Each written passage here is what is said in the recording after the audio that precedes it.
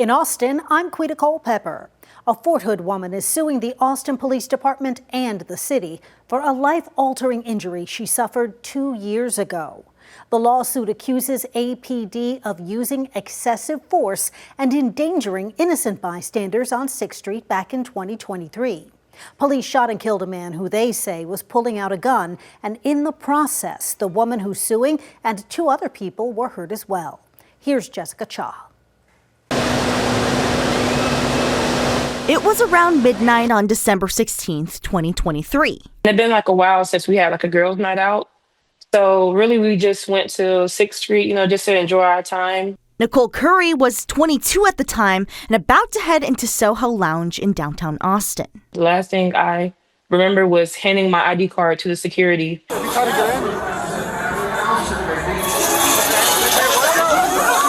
And then I woke up in the hospital. Curry says friends told her she had been shot in the face. At the same time Curry was in line at Soho Lounge, a staff member flagged down an Austin police officer after a man in a yellow jacket was denied entry and said he might have had a weapon on him. He's got a gun in his pocket. Who? This guy right here. As police approached the man to confront him, the man pulled out a gun shown on security footage, and police opened fire. They killed the man and injured 3 bystanders nearby. Curry says she was one of them. I feel lost because I'm only 24 and I'm blind for the rest of my life in one eye. We just really want to seek justice. Jonathan Cox, Curry's lawyer, filed a lawsuit last week against APD, the city of Austin, and the bar where this happened, and at least 10 unnamed officers, saying their actions were reckless. They should have foreseen that something like this could have happened. And what they should have done was they should have cleared the crowd. Curry, a veteran, says she had to be medically discharged from her military career because of her permanent disability. And it's affected her ability to get another job now. I came from a military family. I know how it is being a military brat. So having a daughter, I wanted her to experience the same thing. So I feel like I was robbed from not just my military career, but from a lot of other careers. Cox says they're amending the lawsuit to include the trauma the incident has had on Curry's family and daughter, and they're asking for damages he says exceeds $1 million. I feel as everyone else's life has moved on, and then there's me still trying to figure out what I can and cannot do. So I just want accountability, if anything. For that day back in December 2023. And that was Jessica Cha reporting. On Friday, a city spokesperson told us they will review that lawsuit and respond appropriately. There's a new name entering the race for the U.S. Senate. State Representative James Tallarico launched his Senate campaign this morning. The Democrat has served in the Texas House of Representatives since 2018 and taught middle school English in San Antonio before that. State Representative Tallarico's move to join the race brings the number of candidates vying for the Democratic nomination up to 5. Also running, former U.S. Congressman and 2024 Democratic candidate for Senate, Colin Allred, former astronaut and ISS commander Terry Virts, former flight attendant Mike Swanson, and student Emily Morgul. An Austin public school is in the spotlight. On Tuesday, the U.S. Secretary of Education visited Alpha School. Secretary Linda McMahon, who's been vocal about dismantling the department, highlighted the evolving role of technology in education. Here's Daniel Perot. It's not your traditional classroom. But I want to talk about clear communication first. U.S. Education Secretary Linda McMahon touring the Alpha School, a private school that combines AI learning and life skills. Kids are being taught the skill of learning how to learn and not using AI as a crutch. McMahon talking to parents and staff about the use of AI in schools. I'm blown away from what I've seen so far. I'm trying to take it all in. Students spend just 2 hours on core subjects like math, science, reading, and language per school day. They use AI tools that adapt to their pace. In reading, I'm grade 9, but in math, I'm only grade 5. In their 2 hours of learning core material, Alpha says students learn more than what standard schools do in 6 hours. The rest of the day is set aside for learning life skills like public speaking, overcoming rejection, and grit. High school senior Alex Matthew is building a company. This is the intersection of what you really love doing, your passion, and your purpose and your talents and what the world needs.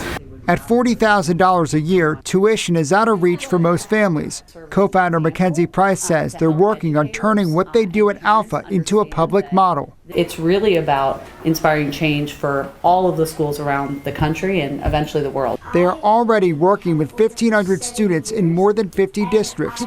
McMahon says there are a number of things other schools can adopt from Alpha, like their focus on motivation to help students improve. If I could achieve that goal, we would come a long way in improving our education. And I think our teachers would be so empowered. Texas Education Commissioner Mike Morass says he's looking at how to bring aspects of it to Texas's 5.5 million public students. Several of the concepts that you heard today are actually part of the new system that we will be deploying in the 27-28 school year here in Texas. But details are still scarce. Alpha looking to spread its technology and methods to give more students a brighter future. And that was Daniel Perot reporting. Austin ISD has some tough decisions to make when it comes to which campuses should close or be consolidated. Kelsey Sanchez spoke with one school leader about how it helped transform one school in the district. At Mendez Middle School, it's a regular Tuesday as students take in the lessons of the day. The campus, which underwent an educational makeover, is standing tall as a B school, which wasn't always the case. We're very happy and pleased that Mendez got an 89. We're 1 point from an A. And so just tremendous success there to the team. Zach Craddock is the superintendent of Third Future Schools, a Colorado-based charter company that began working with Austin ISD in 2022 to boost performance after Mendez got years of failing grades from the Texas Education Agency. Craddock says the success of Mendez Middle School boiled down to great first instruction, great teachers, and excellent leadership. And with that, it is possible for other campuses to improve. It's a singular focus on making sure great instruction happens every day, a high level of accountability for all the adults to make sure we're ready to go, and so that kids get great instruction every day. Bringing in a charter company to run a school is one option the district has as it drafts turnaround plans for 24 more campuses. In the recent cases of Dobie, Webb, and Burnett Middle Schools, AISD launched its own district-managed restarts, keeping the schools open but overhauling operations. District leaders have declined to answer questions about the new plan so far, but posted a video on social media on Friday. We are not starting from scratch. We've been working very, very hard over the last 2 years, and we're confident with the movement that we're seeing that we will be successful. AISD has until November 14th to submit turnaround plans for those other campuses to the TEA.